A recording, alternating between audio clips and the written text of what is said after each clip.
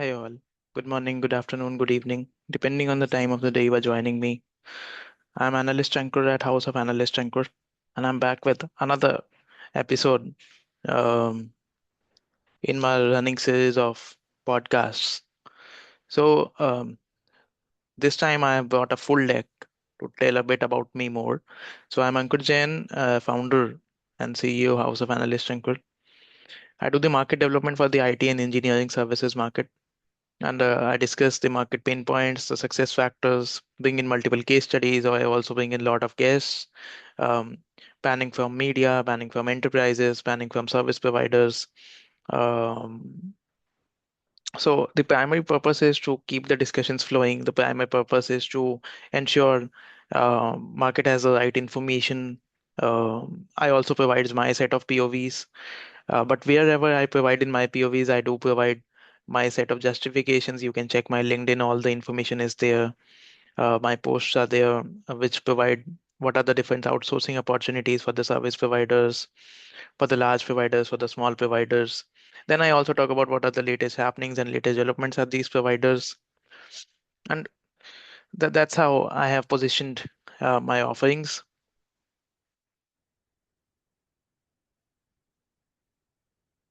Yeah.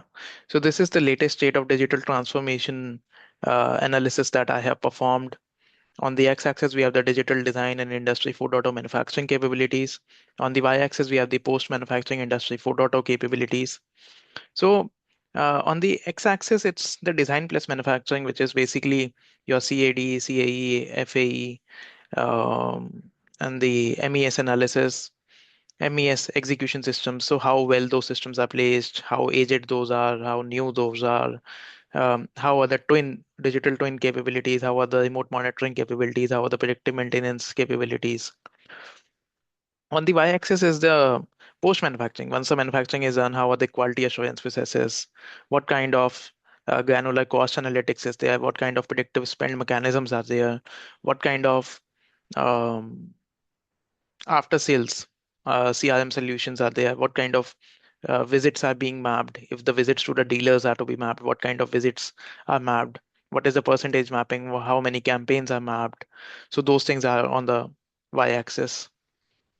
So for each and every enterprise, there's a detailed report that's available that talks about what are their priorities in the current fiscal, what are their priorities in the next fiscal, what are the outsourcing opportunities, what are their business priorities, and how those business priorities are interlinked to their outsourcing out basically how the business priority links to the engineering priorities, and then how those engineering priorities based on their in-house versus outsourced capabilities, what of the things can be outsourced or are being outsourced, what are the initiatives that are for which they are running but they are not up to the mark, and that's why they are seeing certain providers outside, which are the firms of these which are looking for partnerships. So all those things are covered. A lot of good number of things are actually there in the public domain by me, in form of my LinkedIn post. You can go through my LinkedIn post and you can see the kind of information that's already there. So this is the kind of profile that's there. This is for Amara Group. Amara, if you can see, is one of those companies which is decently good on the x-axis and very good on the y-axis. So they're performing quite well. So yeah, that's and I do break in each of the value chain lever into sub use cases. That's how it works.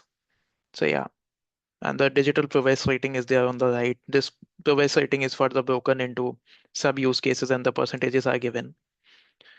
These are the representative set of vendors which are there in the middle column. So these demonstrate actually. These are not demonstrative of the of say Amaraja is using a Siemens or a Viva or Altair or Ansys or Dassault systems. This is representative of the fact that this particular value chain lever, product design and development acceleration, these are the set of vendors. So I'm basically showcasing the set of vendors to so that you can understand. So this is the nature of work. This is the kind of work stream. Uh, I can do a custom engagement if anybody wants as to uh, say if you ask me at Amara Group, product design and development acceleration. So who are the software vendors? So at a certain probabilistic, at a good confidence level, I can tell you certain software vendors. At a as a decent confidence level, I can tell you. The other the other risk assessment, other asset that I have at our house of analyst Ankur is the assessment of top tech giants. These are the US listed top 20 companies, tech companies by market cap. These are, I believe, 18, not 20. I was doing for some and I wasn't so sure of them, so I avoided to place a marker for those. So on the x-axis, we have the quantum of risk, operational tech and business, as we see. Quantum of risk is generally like what is the quantity, what is the amount of risk, how much is the weight of that risk, how much big is that, and immediacy of risk is how near is that risk, how near or far is that risk. So that's definitely important to understand. So yeah, that's how this assessment is provided. And again, on this assessment, I have written multiple pieces on LinkedIn. Please go through my LinkedIn and try to read through what I have written for NVIDIA, Oracle, Meta, Apple. I have recently covered for Apple. I believe I have made a video as well for Apple, so you can read about it. I haven't yet covered in my LinkedIn post on the companies on the left, but I can cover on demand. If there's any specific ask by you, you can ask me. You can reach out to me in the comment section. You can reach out to me on my mail ID, on my mobile number. You can reach out. We can talk. Our agenda for today is a GenAI deployments at play. I have gone through close to 50 plus case studies, um, starting 2024 till date. I have tried to keep the time frame revolving in terms of 24 to 26. I'm not taking very recent case studies. It's a mix of case studies so that I can understand as to what is happening in the market. So these 50 case studies are across multiple use cases like AI assisted coding environment, legacy code modernization, boilerplate code generation. Legacy code modernization, actually, I found good number of case studies. Uh, Automated unit test generation is again a very important use case. AI powered code review, wireframing generation, SLA monitoring, A/B testing. All of these are quite relevant and prevalent in the market. And actually, for some of these, the use cases have actually matured enough to move beyond just the POC stage. As in the case of legacy code modernization, AI assisted coding environments are actually hot and short talk of the town. Um, so this is key enterprise GenAI use cases, case studies. Yes. So there are two things. For the first table is talking about the success factors. The second table is talking about the issues that people face, that enterprises face. Actually, enterprises are made of people, so people face. So clarity of problem definition is one very important thing. See, when you have clarity of what is the problem, then you also have the clarity of what do you expect. What do you expect of the solution? So as I read those 58, I believe those are 58 case studies, I could understand what is the clarity of problem definition, how well is the problem written and understood, how objective is that versus how subjective is that. So less than 60% enterprises are able to clarify the problem statement well. Then tracking the right metrics. When I say tracking the right metrics, uh, see, it's important to understand what are the metrics that you want to see.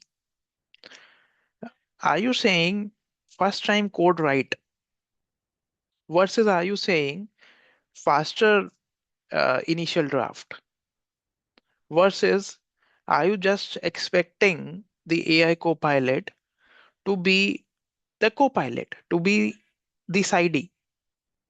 So there are different metrics. We can have a more detailed session on it, but expectations define it. What do you, what are you tracking? That's important. Change management, I have heard and I have read um, across the media, across my conversations with enterprises and providers as well. that greater than 80% of the enterprises, uh, sorry, 80% is my number. I had read it before that change management is an issue. At least in the case studies I have analyzed, I did not find such an issue. Change management is going pretty well there. People are aligned. There were not cases in which developers were not in that there were certain sects of developers who were not following the guidelines or who were not um, using the AI assisted environments or if I have to say it did not come across that way that only a certain part of the enterprise was deploying this solution. In many cases, uh, a good number of developer environments were changing. In many cases, in many cases, there were no external party that was involved in helping in the change management. There was no external party that was building the use cases for it. So I have found that change management is going well. Now the issues that was seen, code quality concerns, yes, less than 40%, but I did observe. So even less than 40% is a big percentage. Code quality concerns are there. The other is the developer experience is affected. Half of the developers do say that their experience is affected. They say that while it helps in the first pass development, but because of the less reliability of that these solutions have, their debugging does take a lot more time. And senior developers experience less of this problem, while junior developers face a lot more problem in this. The initial pass is good, but it takes more time to correct the set of things. Security and data privacy issue is the biggest issue, and it remains the biggest issue. Governance or the lack of it is one of the very big issues that the market is currently facing. This was about it. I have a more deeper analysis of each of those 58 case studies, and if anybody wants to get in touch with that, we can have a detailed discussion on that as well. Yeah, thank you. This was Analyst Ankur at House of Analyst Ankur, and we will be back with another episode. Till then, bye bye. Take care.